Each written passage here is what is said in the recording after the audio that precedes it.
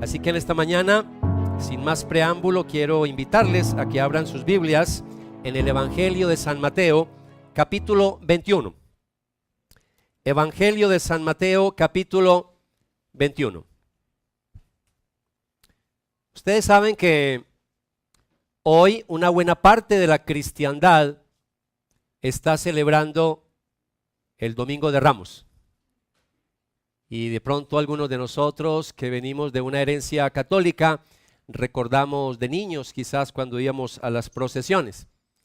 Es más, esta mañana estaba preocupado porque cuando salí me vi interrumpido por una procesión y dije, ay Dios, voy a llegar tarde.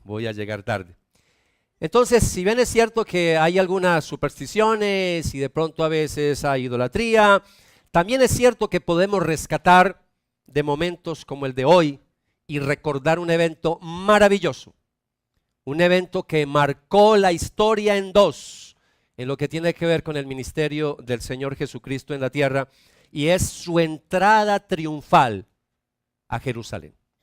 Mateo capítulo 21 dice así la palabra del Señor.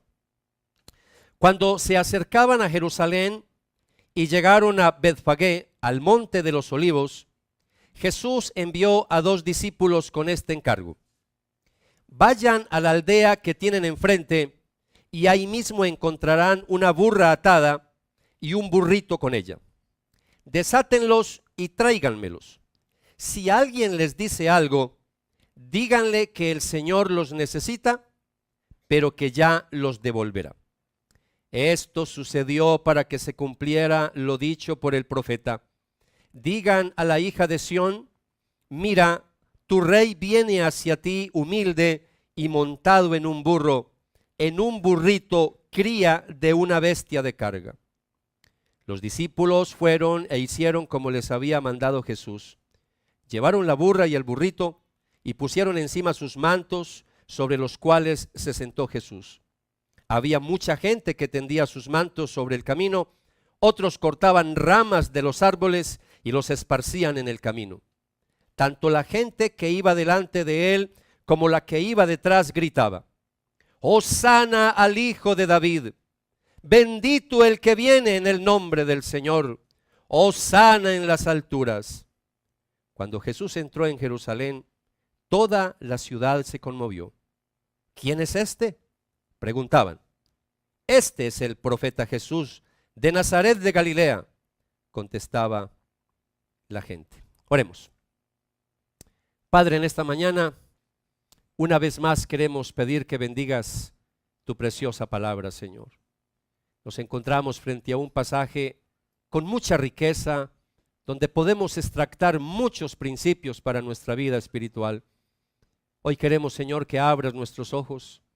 Espíritu Santo, ven de manera muy especial e ilumina tu palabra en nuestras mentes y en nuestros corazones. Y de antemano, Señor, gracias por lo que nos vas a hablar a través de este pasaje de las Sagradas Escrituras. Oramos con mucha gratitud, Señor, en esta mañana, en el nombre de Jesús. Amén. Y amén. Bien, amados, lo que encontramos acá es un relato, un episodio que se menciona en los 4 evangelios. Y algo que usted y yo sabemos es que cuando algo se menciona en los 4 evangelios es porque es algo muy, pero muy importante. Es algo que los evangelistas no querían pasar por alto. Y estamos hablando, según el contexto que tenemos aquí en este pasaje, básicamente estamos hablando de que Jesús y sus discípulos durmieron en Betania la noche del sábado y van rumbo a Jerusalén por la carretera de Jericó. Y para ubicarlos en el contexto, estamos hablando de un momento donde en esos caminos había mucho movimiento, sobre todo en el camino hacia Jericó, de Jericó hacia Jerusalén. Y básicamente es porque se está conmemorando, se va a celebrar la fiesta de la Pascua. Y cuando hablamos de la fiesta de la Pascua, estamos hablando de una de las fiestas más importantes para los judíos. De hecho, venían muchas personas de lugares distantes. Y esas fiestas que venían a celebrar a Jerusalén para ellos era valga la redundancia, una fiesta, había alegría en su corazón. Para muchos era la única oportunidad de estar en el templo porque vivían lejos de Jerusalén. Entonces había en la gente júbilo, había expectación, habían muchos peregrinos que viajaban con corazones gozosos porque podían participar de la fiesta más importante, de la fiesta principal del judaísmo. Ahora, ¿qué tenemos acá? Es un pasaje tan conocido que a veces uno dice, bueno, ¿y eso qué tendrá que ver con nosotros?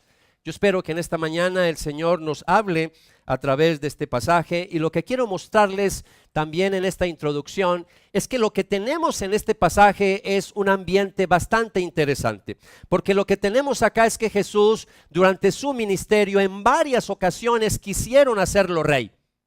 En varias ocasiones, a raíz de sus milagros y de todo lo que pasaba, la gente empezó a identificarlo a veces como con el Mesías. ¿Será este el Mesías? ¿No será el Mesías? Y muchos preguntaban eso. Es más, hasta los mismos discípulos, hasta el mismo Bautista, estando en la cárcel, mandó a preguntar: dinos si tú eres el Mesías. Y él no lo decía abiertamente. Aún más, muchas veces le decía a la gente cuando había milagros: calladitos, no cuenten, que nadie se dé cuenta de esto. Entonces, ¿de qué estamos hablando acá? Estamos hablando de que él había rechazado ser rey, pero aquí estamos viendo un pasaje donde el Señor mismo permite, es más, casi que él intencionalmente, cuando vemos el contexto, vemos que el Señor en cierta manera está promoviendo que la multitud se alce en alabanzas, porque todo lo que vamos a tener de aquí en adelante es que el Señor va a organizar algo de tal manera para que a nadie le quede dudas de que Él es el Mesías. Antes no había proclamado su ministerio de mesiánico abiertamente como tal, no había dicho que él era el Mesías, pero ahora sí lo está haciendo abiertamente. Versículo 2 del capítulo 21 que acabamos de leer, mire lo que pasa acá. Vayan a la aldea, le dice a los discípulos, vayan a la aldea que tienen enfrente y ahí mismo encontrarán una burra atada y un burrito con ella. Desátenlo y tráiganmelos. Si alguien les dice algo, respóndanle que el Señor los necesita, pero que ya los devolveré. Entonces, si ustedes miran este pasaje, ahí ya el Señor intencionalmente empieza a hacer algo donde el Señor se va a manifestar públicamente. Así que la escena que tenemos acá es muy interesante y nos indica la importancia de este episodio, que es lo que yo quiero compartir de aquí en adelante. ¿Qué aprendemos de esta historia? ¿Qué aprendemos de una historia que conocemos desde niños? ¿Qué aprendemos de la entrada triunfal de Jesús a Jerusalén? Aquí hay muchas enseñanzas, pero tengo 2 puntos para compartir con ustedes en esta mañana. ¿Qué aprendemos de la entrada triunfal de Jesús en Jerusalén? En primer lugar, que Jesucristo quiere que lo reconozcamos como el Mesías prometido del Antiguo Testamento. ¿Qué quiere el Señor enseñarnos en este pasaje? Otra vez, que Jesucristo quiere que lo reconozcamos como ¿qué? Como el Mesías prometido ¿de dónde? Del Antiguo Testamento. Los judíos estaban muy familiarizados con muchas profecías del Antiguo Testamento que indicaban que la venida del Mesías tenía que ser de la línea davídica, es decir, que tenía que venir de David. Quizás nosotros a veces no conocemos mucho el Antiguo Testamento. Y créame, tiempo faltaría para profundizar un poquito en este estudio, pero así básicamente a grosso modo quiero mostrarles un texto, porque desde el comienzo de la Biblia se empieza a hablar de la venida del Mesías, se empieza a profetizar de la venida del Mesías. En Génesis, en el capítulo 49, en el versículo 10, Génesis 49, versículo 10, en la bendición que empieza a dar Jacob sobre sus hijos. Y ahí tenemos algo interesante. En esa bendición, cuando bendice a Judá, mira el pasaje como dice Génesis 49:10. El cetro no se apartará de Judá, ni la vara de mando de sus descendientes, hasta que venga aquel a quien le pertenece, aquel a quien todas las naciones honrarán. Lo que está diciendo acá la Biblia proféticamente es que de Judá viene la descendencia y de ahí va a venir precisamente ese personaje a quien van a adorar todas las naciones. Más adelante en la Biblia vemos con la aparición ya de David, en él se cumple, él viene del linaje, él viene de la tribu de Judá, y en él se cumple precisamente estas profecías. Y más adelante, cuando vemos en la Biblia, sabemos que Jesucristo viene del linaje de David, ¿ok? Entonces ahí se cumple precisamente las profecías del Antiguo Testamento. Y los judíos, repito, sobre todo los religiosos de la época de Jesús, están familiarizados con las profecías del Antiguo Testamento. Ellos están esperando la venida del Mesías, lo están esperando a gritos. En Amós, en el capítulo 9, por mostrar también otro texto profético del Antiguo Testamento, en Amós capítulo 9, en el versículo 11, dice la Biblia, hablando de profecía mesiánica: en aquel día, la segunda venida, en aquel día, restauraré la casa caída de David, repararé sus muros dañados, de las ruinas la reedificaré y restauraré su gloria anterior. Entonces, lo que tenemos acá en este pasaje es que Jesús abiertamente va a declarar que Él es el Mesías. Pero quiero decirles algo. Una de las cosas que pasaba en la época de Jesús es que la gente estaba muy equivocada. La gente estaba esperando otro tipo de Mesías. Ellos esperaban un Mesías militar guerrero que los iba a librar del yugo de los romanos. Eso era lo que estaban esperando los judíos. Estaban esperando a alguien que viniera a libertarlos de la opresión del imperio romano. Entonces, cuando entra Jesús a Jerusalén, muchos interpretaron su entrada de manera diferente. Muchos, por decir algo, interpretaron la entrada de Jesús a Jerusalén como un acto político. Algunos hasta pensaron que Jesús lo que estaba haciendo era vinculándose a movimientos nacionalistas que habían en ese entonces, que querían derrocar el imperio romano, pero eso no es lo que pasa acá. Me parece que esta es una posición que a algunos de pronto les gusta mucho, sobre todo algunos que vienen de un trasfondo de teología de la liberación, un poquito con ganas de que los cristianos nos alcemos también en armas, pero eso no es lo que está diciendo este pasaje. Si eso fuera así, Jesús no hubiera regresado de forma pacífica al siguiente día a Betania. Es más, cuando hay la acusación de Jesús más adelante, en ningún momento aparece una acusación donde Él se haya levantado contra el imperio romano. Así que esa es una mala interpretación. Pero por otro lado, algunos interpretaron la entrada triunfal de Jesús a Jerusalén también de manera equivocada. Lo interpretaron como un acto místico, tan lindo, tan bonito. Entró en el burrito, la gente lo está alabando, hay cánticos, y eso parece muy bonito, pero lo que tenemos en este pasaje es algo mucho más grande. Es algo mucho más grande, más que un acto político, más que un acto místico. Lo que tenemos acá es un acto profético, donde Jesús deliberadamente, abiertamente se les va a presentar como el Mesías prometido del Antiguo Testamento. Por supuesto, ellos estaban esperando, repito, un guerrero que llegara en un caballo blanco, algo así parecido, pero rodeado de escoltas, de banderas, de trompetas, pero eso no es lo que tenemos en este pasaje. Ahora, cuando Jesús manda lo que leímos ahora a los discípulos a que traigan a ese burrito, la burra con el burrito, etcétera, etcétera, lo que acabamos de leer, todo esto está premeditado.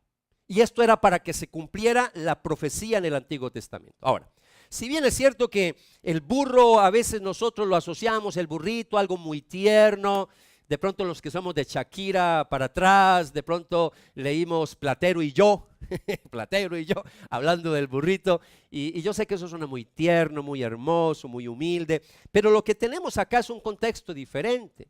Cuando uno mira en el Antiguo Testamento, en lo que es la cultura hebrea y el trasfondo hebreo, muchas veces los reyes entraban montados no en caballos, sino en burros. Y eso para nosotros es extraño, porque a veces tenemos la connotación del burro como un animal terco, torpe, y a veces o muy humilde, y asociamos todo eso por ese lado. Eso es meternos por el lado del misticismo. Pero si miramos el pasaje, lo que tenemos acá es un acto profético. Por decir algo, en el Antiguo Testamento, en Números 22, 21, se nos habla como en algún momento el rey Balaam entró montado en una burra con sus mantos y su realeza. Eso es cultura hebrea.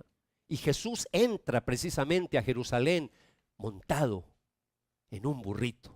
Eso tiene una connotación de realeza y tiene una connotación también profética en este caso. Ahora, ¿qué está haciendo Jesús? Si usted mira el capítulo 21 que leímos hace un momento, el versículo 4 dice que esto sucedió, es decir, cuando Jesús manda a traer el burro, dice que esto sucedió para que se cumpliera lo dicho por el profeta. ¿Por cuál profeta? Por Zacarías, siglos antes de haber venido Jesús a la tierra.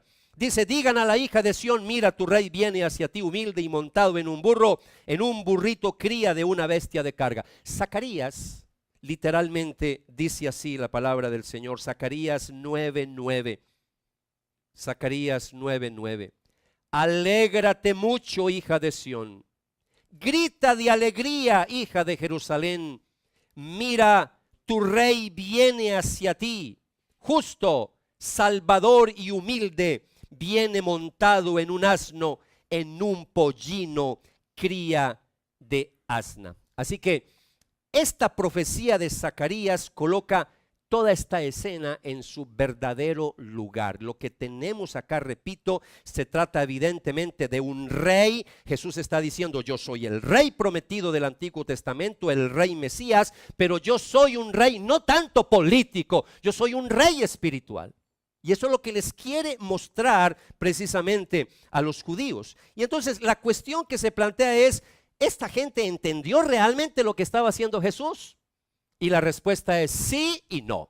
Sí y no. Algunos lo entendieron, otros no alcanzaron realmente a entender todo el significado. Entonces, ¿qué aprendemos de la entrada triunfal de Jesús a Jerusalén? En primer lugar, que Jesús quiere que yo ¿qué? Lo reconozca, lo identifique como ¿qué? No les escucho. ¿Cómo qué? Como el Mesías prometido del Antiguo Testamento. Número 2, ¿qué aprendemos? Número 2, que Jesucristo quiere que le reconozcamos como el Mesías Rey humilde. Como el Mesías Rey humilde. Versículo 5. Digan a la hija de Sión, mira, tu rey viene hacia ti humilde, humilde, y montado en un burro, en un burrito, cría de una bestia de carga. Ya les he dicho que los judíos de la época de Jesús estaban esperando un Mesías guerrero militar, pero también hay algo. Hasta el día de hoy, los judíos no han podido entender algunas profecías del Antiguo Testamento. La venida del Mesías en el Antiguo Testamento siempre se habla en dos etapas. Una venida del Mesías como siervo sufriente, como el cordero que enmudeció, el que se entregó por nuestros pecados. Pero por otro lado, profecías en cantidades. Hay más profecías, hay más enseñanzas sobre la segunda venida de Jesús que sobre la primera. Y hay muchas profecías donde se menciona que Jesucristo vendrá por segunda vez a la tierra a reinar y vendrá como Rey de Reyes. Entonces, cuando miramos esto, hay dos etapas de la venida del Mesías, pero los judíos no pudieron entender eso y por eso lo rechazaron. Y hasta el día de hoy los judíos rechazan a Jesús como el Mesías. Por eso para Jesús era muy importante en este momento. Él ya sabía que le quedaban unos pocos días sobre la tierra. Pocos días. Estamos hablando del domingo. Y no importa si coincidimos en la fecha o no, pero en esa semana lo van a crucificar. Así que estamos hablando de un momento muy importante en la vida de Jesús, donde Él quiere que lo conozcan como el Mesías. Es cierto que el Mesías cuando venga por segunda vez nos va a libertar de los enemigos, pero en su primera venida nos iba a libertar del enemigo espiritual. La muerte, el diablo, pero en la segunda venida va a ser algo mucho más grande. Él va a reinar en todo su esplendor y en todo su poder. Y no quiero que perdamos de vista eso porque si bien es cierto se equivocaron, pero ellos estaban esperando un Mesías así, por decir algo de las tantas profecías en Jeremías, capítulo 30, versículo 8 y 9, dice el profeta, hablando del día de la venida del Señor, pues en ese día, dice el Señor de los ejércitos celestiales, quebraré el yugo de sus cuellos y romperé sus cadenas. Los extranjeros no serán más sus amos, pues mi pueblo servirá al Señor su Dios, y a su rey descendiente de David, el rey que yo lo levantaré. Sí, están esperando un rey así y va a venir así, pero en su primera venida él vino humilde y vino como el siervo sufriente. Y lo que tenemos acá es a discípulos llenos de alegría, se quitan sus mantos, en cierta manera cortan ramas de olivo, de palmera, las colocan ahí a los pies del Señor, aún colocan mantos. Ese es un acto también, un acto de realeza. Solamente eso se hacía hacia los reyes. Por eso tenemos aquí algo muy especial en este pasaje donde Jesús permite que lo hagan. Él está en cierta manera promoviendo todo eso. Nunca le dijo a la gente que no lo hiciera. Al contrario, él mismo está incitando eso cuando mandó a traer el burrito y cuando entra montado en ese burrito. Entonces, por primera vez en su vida autoriza, tolera esos aplausos, porque repito, varias veces quisieron hacerlo rey y él lo rechazó. Pero para ahora es muy importante porque él ya sabe que solo le quedan muy pocos días para su muerte y su resurrección. Bien, amados, quería explicar y ahí nos quedamos y chévere, repasamos la historia, la cultura, volvemos a recordar y pudiéramos quedarnos acá. Pero amados, este pasaje tiene que decirnos algo a nosotros. Y ahí quiero terminar con algunas aplicaciones prácticas para nuestra vida. Para mí es muy importante siempre terminar. ¿Qué me dice la palabra? ¿Qué nos dice a nosotros? Cuando yo veo este pasaje, yo puedo aquí identificar varios grupos. Y dentro de los grupos que yo identifico, ya hemos identificado varios. Tenemos un primer grupo que rechazaron a Jesús, no lo aceptaron como el Mesías. Por cuestiones de tiempo no pude alargar más la explicación, el contexto, pero recuerde que Jesús hace poco había resucitado a Lázaro. Las expectativas estaban así, él tiene que ser el Mesías. Pero los judíos religiosos estaban muertos de la piedra, de rabia, de ira. Y dice la Biblia que todos estaban buscando cómo arrestarlo. Cómo arrestarlo. Así que ese es el contexto que tenemos acá. Un grupo que lo rechaza, que no lo aceptan como rey Mesías. Amados, en el día de hoy hay un fenómeno que está ocurriendo que para mí me preocupa. Y cuando hablo de nuestras iglesias, no solamente hablo de los rediles, hablo del pueblo del Señor, hablo de las iglesias en el mundo. Pero hay algo que está pasando, un fenómeno. Están llegando personas a nuestras iglesias que se quedan meses y hasta años congregándose en nuestras iglesias sin creer que Jesucristo es Dios hecho carne. Sin creer que Él es el Mesías, que Él es divino, que Él es el Dios hecho carne. Y a veces vienen con algunas contaminaciones, diciendo Él es un gran profeta, es un gran maestro, un gran moralista, y ahí se nos quedan. Pero usted no puede decir que Él es un profeta y un maestro y negar que Él es Dios, porque eso es una contradicción total. O reconocemos que Él es Dios, o simplemente le negamos y lo consideramos como el hombre más mentiroso que ha pisado este planeta. Porque Él aceptó que lo adoraran. Él aceptó, Él lo dijo abiertamente, yo soy el Mesías. Y si Él no es Dios, entonces es un lunático, como dijo cierto teólogo, es un loco, que Él mismo se creyó sus mentiras. Por eso yo no puedo decir que es profeta, que es maestro, y a la misma vez decir, pero yo no creo que sea Dios. Él es Dios. Y por eso la invitación, si hay alguien aquí en esta mañana que de pronto está en esa categoría, viene en un proceso, va lento, va despacio, yo no le voy a juzgar en esta mañana, por supuesto que no, porque muchos llegamos así a la iglesia del Señor. Pero sí le voy a animar a que le diga a alguno de sus pastores, de sus líderes que se siente, dígale, muéstreme, yo quiero saber, venga, yo quiero saber por qué Jesús es Dios. Muéstreme en dónde dice que Jesús es Dios. Yo no tengo el tiempo hoy para hacerlo.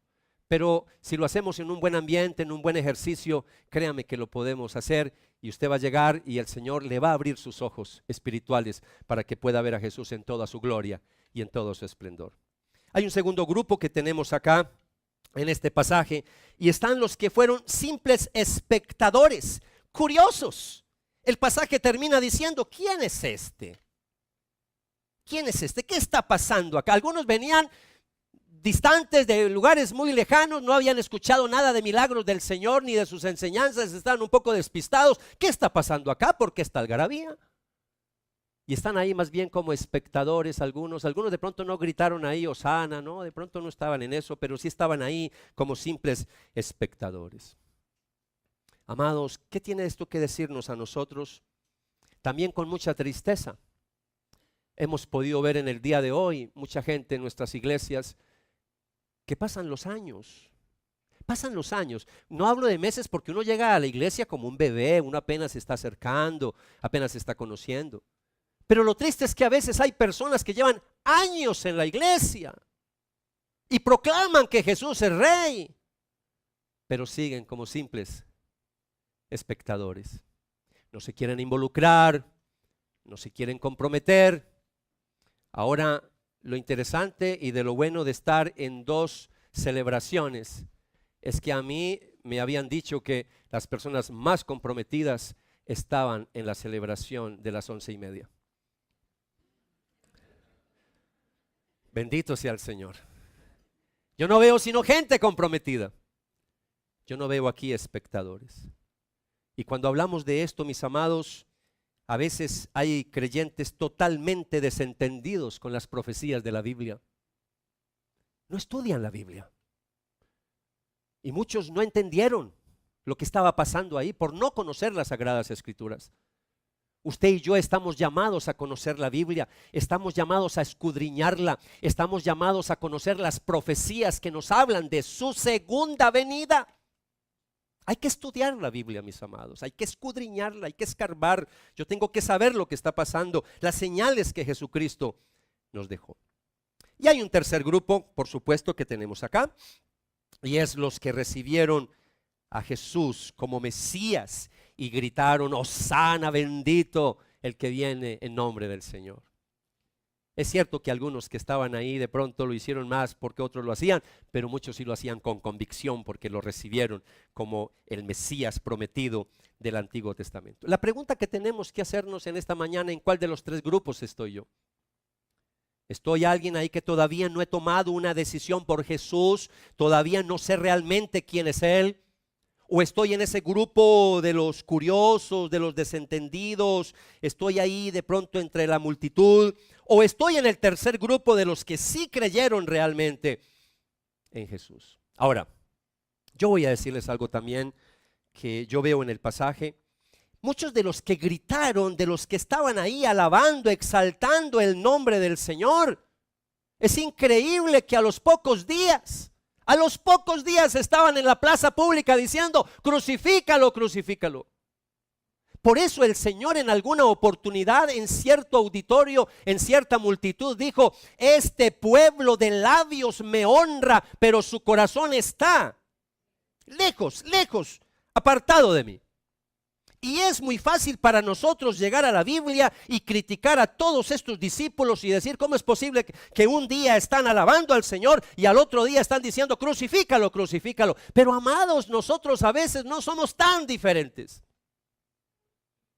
Esta mañana, repito, que les contaba y me encontré con esa procesión, empecé a ver las personitas con los ramos. Yo no sé, los que vienen de la herencia católica, yo recuerdo que de niño esos ramos uno se los llevaba para la casa. Y en la superstición, en el fetichismo, se creía, todavía creo que eso sigue ocurriendo, que si eso se quema en un momento de tormenta y algo así, algo pasa, un milagro, y la tormenta se va. Y de pronto los que no vienen de un trasfondo católico no entienden mucho esto. Entonces, cuando yo veía a esas personitas esta mañana yendo con sus ramos para la casa, como si nada hubiera pasado, sí, fueron a su celebración y se fueron con su ramito para la casa. Yo a veces digo: ¿qué tan diferente a veces pasa? ¿Será que en nuestra iglesia está pasando lo mismo? ¿Será que muchas personas a veces vienen a la celebración el fin de semana? Ya no, por supuesto, no tenemos los ramos, sino la Biblia, y ahí estamos alabando y glorificando al Señor, y también con canciones donde proclamamos y decimos que Él es el Rey, pero después salimos y nos desentendemos totalmente del Evangelio. Decimos que Él es el Rey de nuestra vida, pero no queremos sujetarnos, no queremos obedecer sus preceptos, sus leyes, sus estatutos, sus mandatos, porque si Él es el Rey, Él quiere que nosotros como ciudadanos del reino nos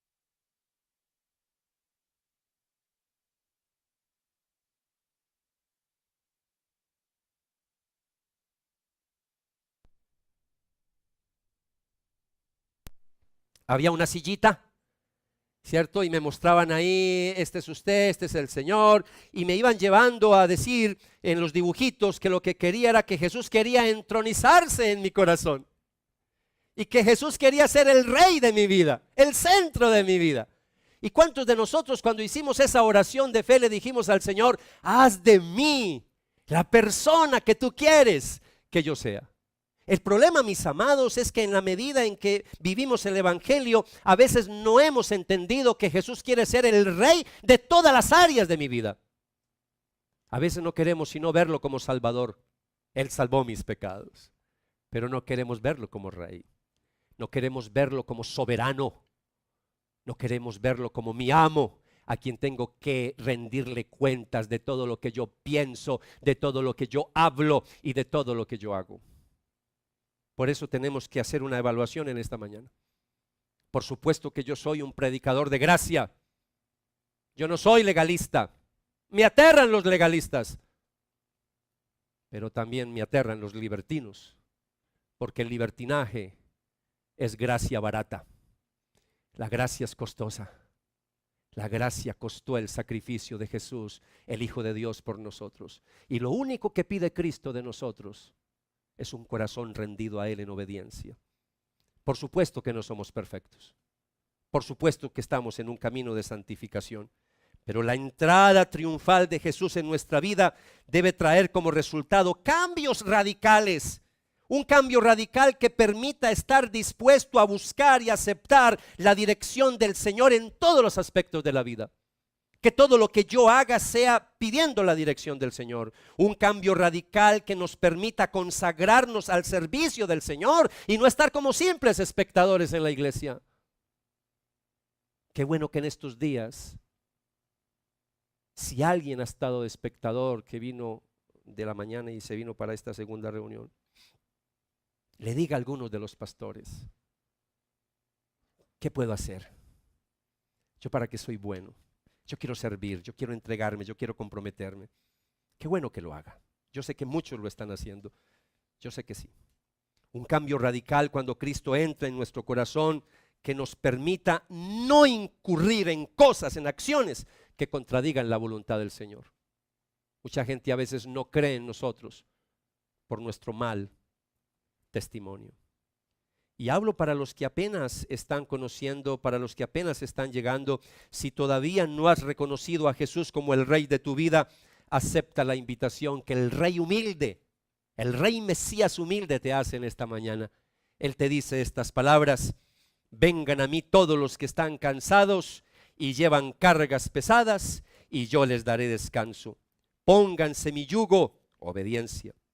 Déjenme enseñarles, porque yo soy humilde y tierno de corazón, y encontrarán descanso para el alma.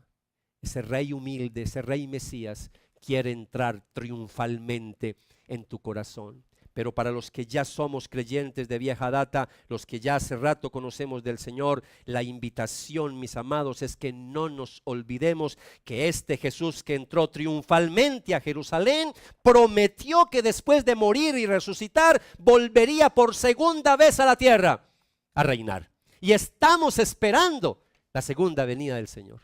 Y por eso en esta mañana hemos estado leyendo, hemos estado escuchando ese pasaje hermoso de Apocalipsis capítulo 1. En esa visión que Dios le dio a Juan en la isla de Patmos, ahí en el capítulo 1, en esa visión hermosa, yo Juan escribo a las 7 iglesias que están en la provincia de Asia: gracia y paz a ustedes de parte de aquel que es y que era y que ha de venir, y de parte de los 7 espíritus que están delante de su trono, y de parte de Jesucristo, el testigo fiel, el primogénito de la resurrección y el soberano de los reyes de la tierra. Al que nos ama y que por su sangre nos ha librado de nuestros pecados, al que ha hecho de nosotros un reino, sacerdotes al servicio de Dios su Padre, a Él sea la gloria y el poder por los siglos de los siglos. Miren que vienen las nubes, y todos lo verán con sus propios ojos, incluso quienes lo traspasaron, y por él harán lamentación todos los pueblos de la tierra. así será. Amén. Yo soy el alfa y la omega, dice el Señor, el que es, el que era y el que ha de venir. Y más adelante en Apocalipsis, y con esto termino, en Apocalipsis capítulo 19, otra vez Dios le da una visión hermosa a Juan en la isla de Patmos. Y dice: luego vi el cielo abierto y apareció un caballo blanco. Su jinete se llama Fiel y Verdadero. Está hablando que vio a Jesús en su segunda venida venir en un caballo blanco, no en un burrito. En un burrito fue en su primera venida. En su segunda venida sí vendrá, en esa visión, en un caballo blanco, porque vendrá como Rey de Reyes. Sigo leyendo: sus ojos resplandecen como llamas de fuego y muchas diademas ciñen su cabeza. Lleva escrito un nombre que nadie conoce sino solo él. Está vestido de un manto teñido en sangre y su nombre es el Verbo de Dios. Lo siguen los ejércitos del cielo, montados en caballos blancos y vestidos de lino fino, blanco y limpio. De su boca sale una espada afilada con la que herirá a las naciones. Ya no viene a hacer milagros. Él viene a reinar. Las gobernará con puño de hierro. Él mismo exprime uvas en el lagar del furor del castigo que viene de Dios Todopoderoso. En su manto y sobre el muslo lleva escrito este nombre: Rey de Reyes y Señor de Señores.